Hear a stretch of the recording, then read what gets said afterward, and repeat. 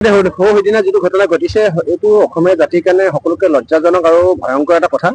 কিন্তু আমি ভাল এটা কাৰণে পাইছো যে আপোনাৰ মান্যবৰ মহিয়ে যি মালিক হ'ল আপোনাৰ অমিত ঘোৰাবাট বুলি কোৱা মালিকজনে ইয়াৰ যিজন মেনেজাৰ আছিলে ৰাহুল সিং চৌহান, যিয়ে বিগত দিনৰ পৰা অসমীয়াৰ ইয়াত কৰ্মচাৰীৰ ওপৰত অত্যাচাৰ চলাইছিলে, তেওঁক যোৱাকালি আহি মালিকে ধমকা ধমকি কৰিছে আৰু মালিকৰ সন্মুখত ৰাহুল সিং চৌহানে যে অনাগত দিনত অসমীয়াৰ এনেকুৱা কৰ্মচাৰীৰ ওপৰত যে অত্যাচাৰ নচলাও তাক তেওঁ মালিকৰ আগত স্পষ্ট কৰি কৈছে। কিন্তু 82 থানা অসমীয়া আমি ইতিমধ্যে ইয়াত আহি উপস্থিত হৈছিল। কিন্তু কথা এটাই যে আমাৰ DCP ইষ্ট আৰু ACP দিছপুৰ তেওঁলোকে ইতিমধ্যে অসম পুলিচ প্ৰশাসনে আমাৰ লগত যোগাযোগত আছে। তেওঁলোকে আমাক এখন এজাহাৰ দিবলৈ কৈছে যে তেওঁলোকে কোৱা ধৰণে আমি এই কথাখিনি অলপমান আইনগত দিশত আমি আগবাঢ়িম।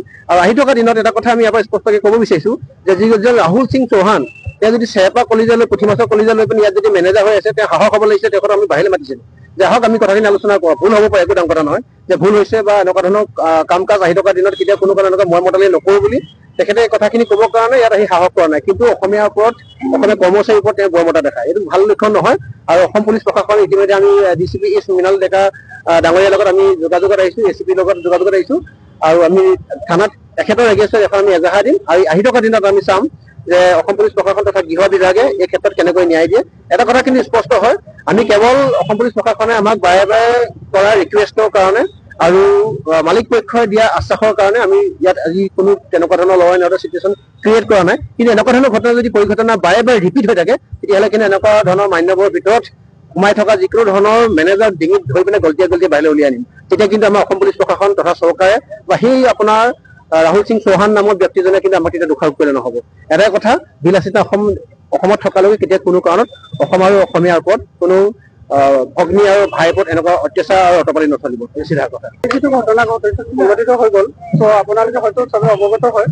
আৰু সেইটো বিষয়ত আমাৰ মালিক পক্ষ আহিছিলে আৰু আমাৰ মাজত সেইটো আণ্ডাৰষ্টেণ্ডিং মানে আমাৰ লগত ষ্টাফৰ লগত যিখিনি গোটেইকেইটা কথা পাতি পেলাই আমাৰ যিখিনি মানে কৰিবলগীয়া আছে তেওঁ সেইখিনি আমাক কৰি দিছে আমাৰ ষ্টাফৰ। চ' আমাৰ এই প্ৰব্লেমটো চলিউশ্যন হৈছে। আৰু থেংক ইউ ছ মাছ বিলাসিতা থানাকো আমি থেংক ইউ দিছোঁ। তেওঁলোকে আমাৰ ওচৰত আহি পেলাই থিয় হৈছে আৰু অনাগত দিনত তেওঁলোকে আমাক এনেকৈ ছাপোৰ্ট কৰিব। আমাৰ ইউনিয়ন বা আমাৰ স্কুল মানে যিমানখিনি ৱৰ্কাৰ্ছ আছে বা এমপ্লয়মেণ্ট আছে তেওঁলোকৰ লগত ছাপোৰ্ট কৰিব বুলি আমি তেওঁলোকক ধন্যবাদ জনাইছোঁ। আৰু এই বস্তুটো আমি ইয়াতে সমাপ্ত কৰিব বিচাৰিছোঁ, যিহেতু আমিও কাম কৰি আছোঁ। আমাক মালিক পক্ষই গোটেইকেইটা হেৰি কৰিছে, ত' মালিক পক্ষই যিহেতু আমাক আশ্বাস দিছে, গোটেই বস্তুবোৰ আমাক কালি মিউচুৱেল কৰিছে, আমাৰ লগত মিটিং হৈছে বহুত দেৰি সময়। ত' আমাক মালিকে গোটেইকেইটা বস্তু আমাৰ যিখিনি আমাৰ মানে হেৰি আছিলে আমাক সেইখিনি মিলাই দিছে, প্ৰব্লেমখিনি চল্ভ কৰি দিছে।